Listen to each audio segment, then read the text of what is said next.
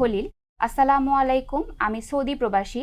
আমি ছুটিতে বাড়ি গিয়েছিলাম, বাংলাদেশে ডাক্তার দেখিয়েছিলাম। আমার রিপোর্ট এসেছে কোমরের হাড়টি ফাঁকা হয়ে গিয়েছে এবং ভিতরে মাংস ঢুকে গিয়েছে। এমনকি এই রোগের জন্য ওষুধ খেলাম, কিন্তু কিছুই হচ্ছে না। এখন আমি কি করব? ধন্যবাদ মিস্টার ইব্রাহিম খলিল সাহেব, আপনি অনেক দূর থেকে প্রশ্ন করেছেন, সৌদি আরব থেকে। আমাদের সৌদি আরবে, দুবাই, কুয়েত, কাতারে অনেক আমাদের বাঙালি ভাইয়েরা আছে যারা অনেক কষ্ট পাচ্ছে কোমর ব্যথা। আমরা জানি আমাদের কাছে প্রতিনিয়ত এই রোগী আসছে। সৌদি থেকে প্রচুর রোগী আমাদের এসপি হসপিটালে ট্রিটমেন্ট করে গিয়েছে, কুয়েত থেকে, কাতার থেকে ফরেনার রোগীরাও আসছে আমাদের এসপি হসপিটালে ট্রিটমেন্ট নিতে। কারণ এই রিহ্যাবিলিটেশন ট্রিটমেন্ট বা কোমর ব্যথার ট্রিটমেন্ট সৌদি আরবে খুবই এক্সপেন্সিভ, করা খুব টাফ। সো বাংলাদেশে এটা অনেক কম খরচে আমরা এসপি হসপিটালে ট্রিটমেন্টটা দিয়ে থাকি। তো আপনার যেটা আসলে যে ডিসপ্রোলাপস আছে বলেছে, যে রগের ভিতরে মাংস ঢুকে গিয়েছে বা হাড় খেয়ে গিয়েছে বা হাড় চেপে গিয়েছে, আসলে বিষয়টা ডিসপ্রোলাপস হয়ে আছে।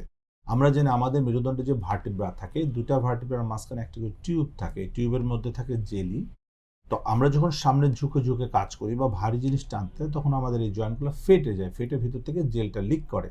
এই জেলটা যখন লিক করে, জেলটা গিয়ে নার্ভকে চাপ দিচ্ছে। আমাদের স্পাইনাল কর্ড থেকে যে নার্ভগুলো বের হয়ে হাতে পায়ে বিভিন্ন জায়গায় যায়, সেই নার্ভের চাপ পড়ে। যখনই নার্ভের চাপ পড়ছে তখন কিন্তু ব্যথাটা হচ্ছে।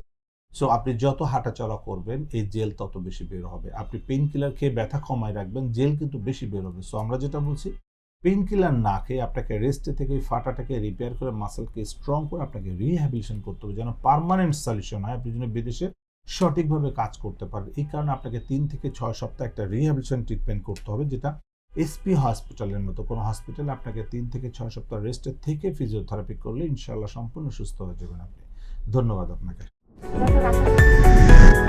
এসপি হাসপাতাল, আন্তর্জাতিক মানের পূর্ণাঙ্গ ব্যথা নিরাময় হাসপাতাল।